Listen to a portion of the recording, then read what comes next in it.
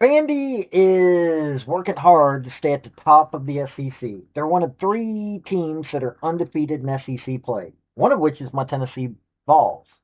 The Lady Vols are amazing this year. Okay, so they've had three losses, but hey, they just beat Alabama, so I never complain about that. Now, Auburn is 18 and 0, undefeated, period. That's some amazing stuff right there. Not ranked high enough in my opinion. This is going to be a wild game. The Auburn Tigers, okay, so they're 13 and 6.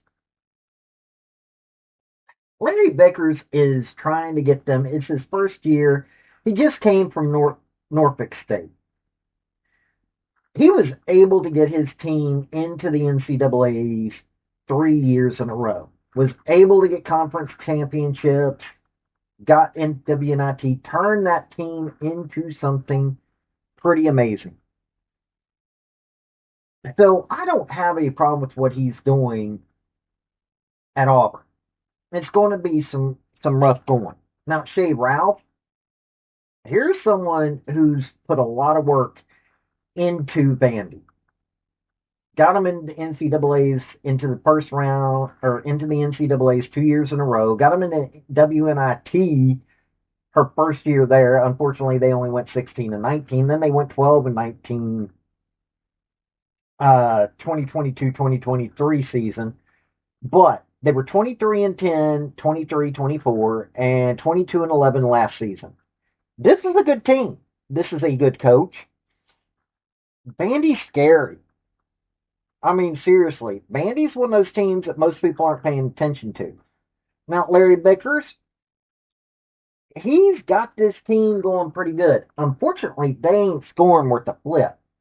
Uh, that's kind of sad. But he's got them playing defensively, very defensively for what they are. They're just not scoring. That's their problem right now. They've got the defense, they ain't got the offense. They ain't playing as a team in a lot of ways, but they're trying. Vandy, on the other hand, scoring when they need to score, getting the defense in there while they need to, and they really are scoring, or they really are making careful shot selection and scoring at the same time. These two teams are diametrically different. Shea Ralph, I can't talk good enough about what it looks like the trajectory of the Bandy Commodores are.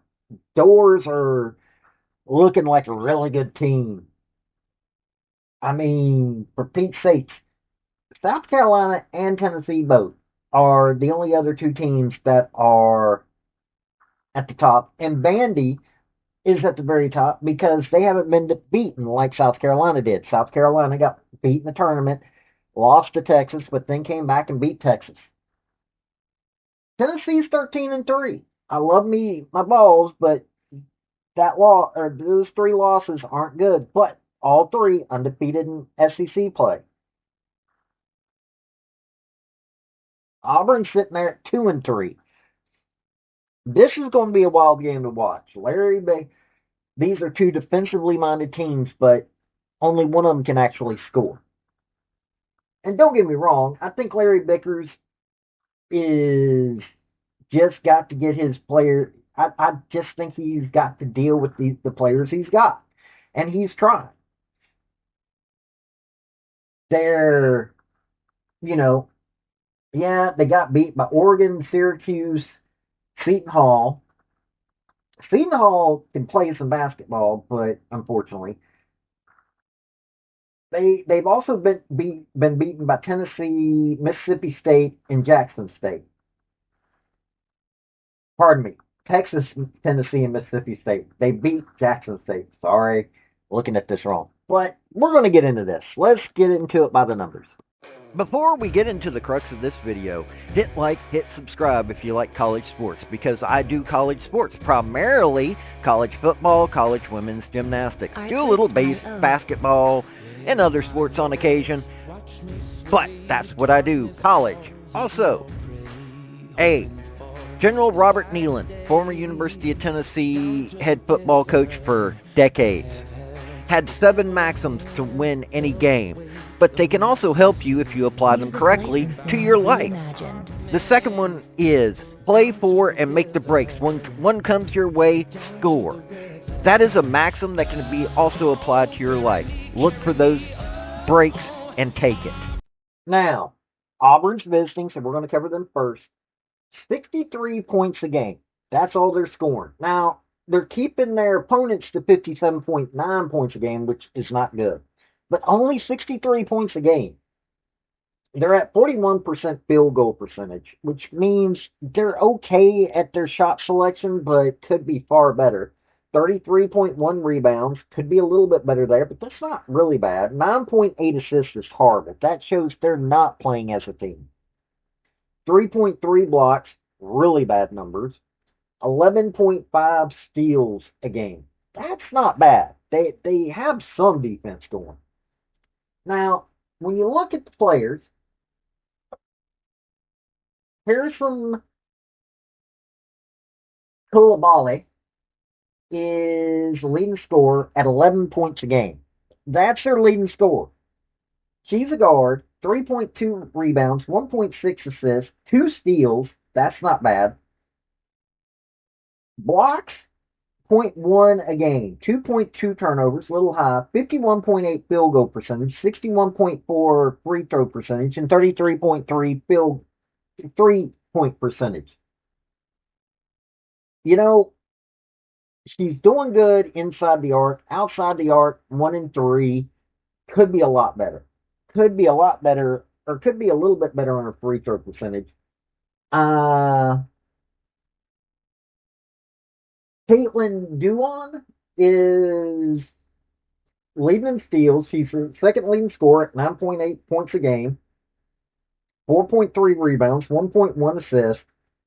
She's a guard, 3.4 steals, which is really good, zero point 0.8 blocks, but 2.1 turnovers, 44.6 field goal percentage, 76.6 free throw percentage, and 43.8 3-point percentage.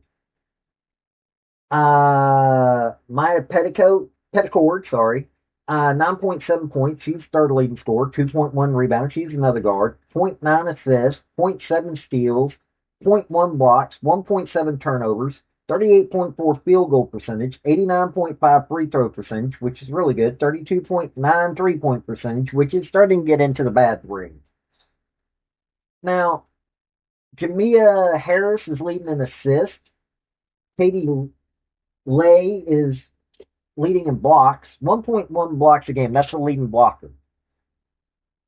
Jamia Harris is leading with assists at 1.7 a game, and rebounds 5.3. Katie Lee has got that one at 5.3. Minutes, you've got 2 players over 500. You've got 3 others over 400. You got 1 player who's sitting there at 3 minutes a game for the season. 562 minutes for the season. You're wearing out your top players. Oh, another forward has only got 38 minutes for the season. I know this is Larry Baker's first year. I do. But he needs to trust who he has on the court. Harrison Koulibaly is a freshman. And I mean, she's doing her best. I am pretty certain of it. But you're relying on her. She's got 455 minutes on the court this season, and she's only scoring 11 points. Maybe you need to work with her. Yes, she's doing good on field goal percentage, 51.8. Hey, a little over one out of every 2 shots are going in when she places it. Free throw percentage, I'd get her on that free throw line a lot more. And somebody also needs to work with their own 3 points. But it's the entire team. When you're only scoring 63 points a game, other teams' defenses can handle you way too well. They need to work on scoring for the rest of the year.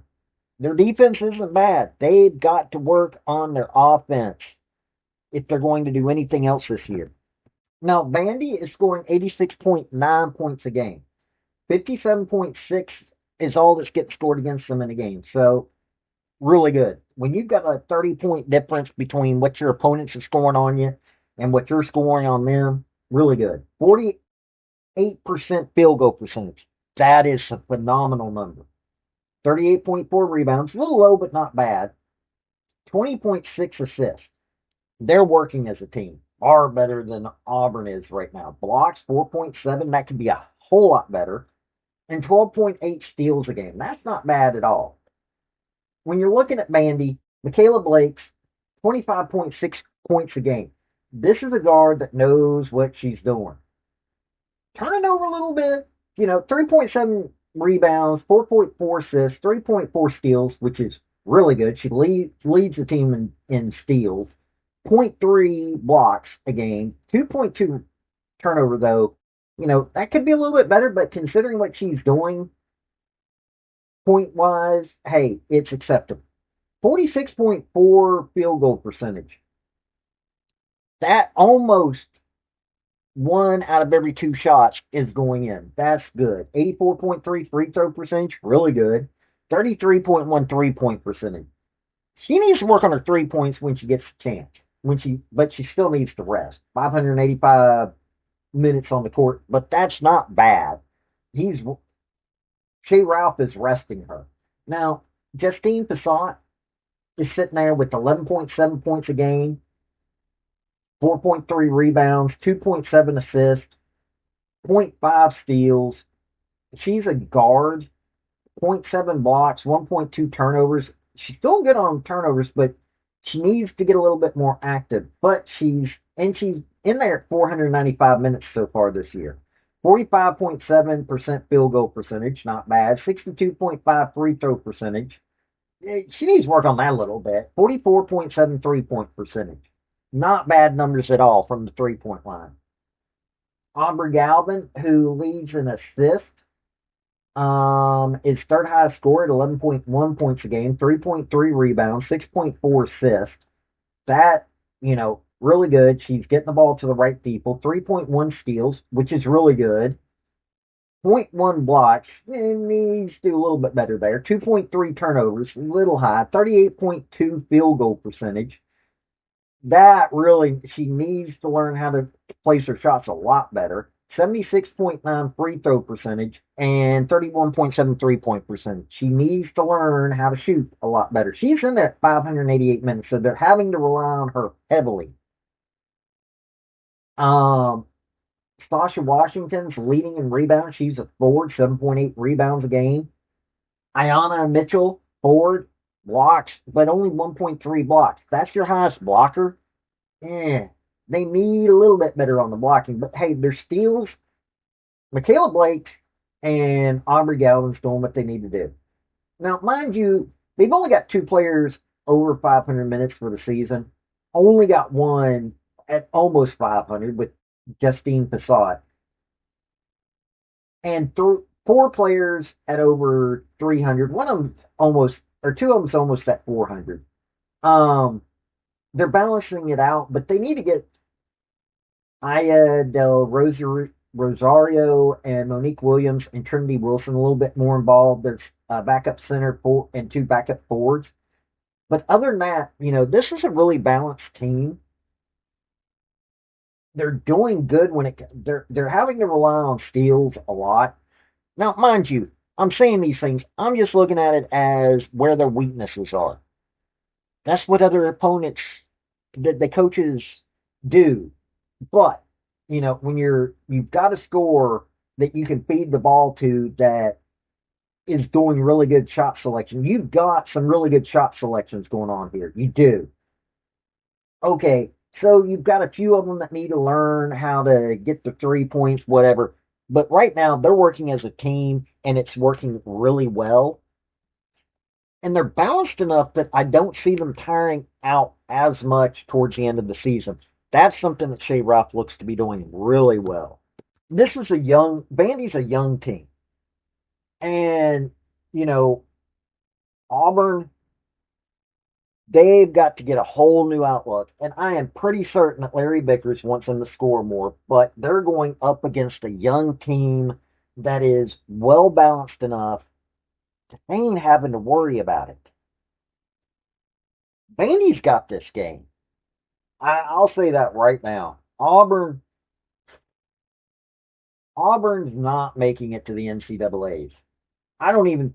They might be able to make it to the WNIT or WBIT or whatever they're calling it now. Uh, but they've got to learn how to score. I'm looking at their schedule, and it's going to be hard for who they have left. They got Vandy, Oklahoma, South Carolina, Ole Miss, Florida, LSU, Texas A&M, Mizzou, Georgia. They, I don't see them having a winning season by the end of this season. Um, they might be able to pull it off, but they can't score. That's not a good thing. I'm sure Larry Bickers is trying.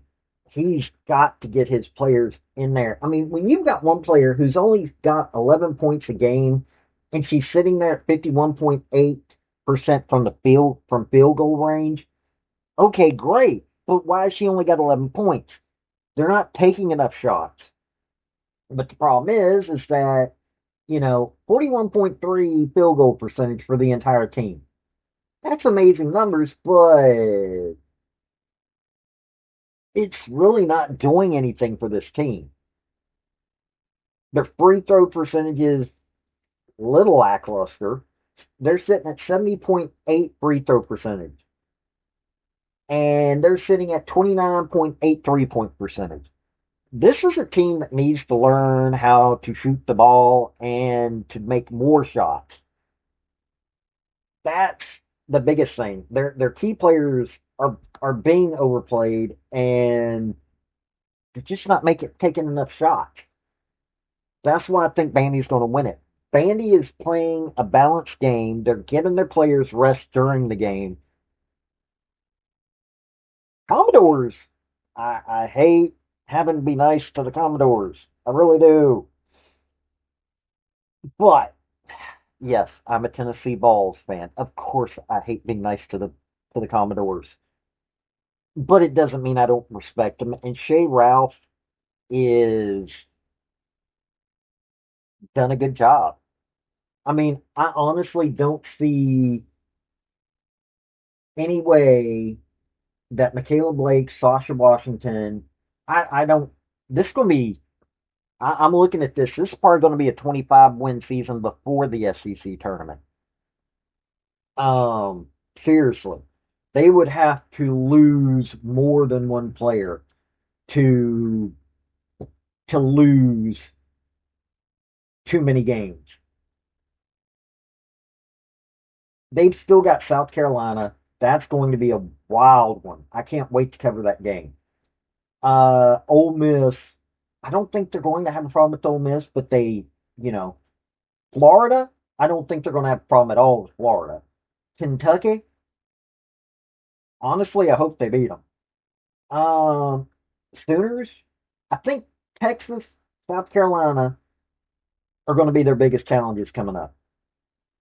I want to see them beat Kentucky both games, but Vandy, hey, it's Vandy. They're doing what Vandy basketball does. This has been Paul with Redneck Sports. Y'all have a good day now. Bye. Hey, that's my video. Don't forget to hit like and subscribe. And comment. Don't forget that either. Hey, this has been Paul with Artlist.io. Redneck Thinker Media. I do sports, I do politics. Hit like, subscribe, and y'all, this has been Paul. Y'all have a good day now. Bye.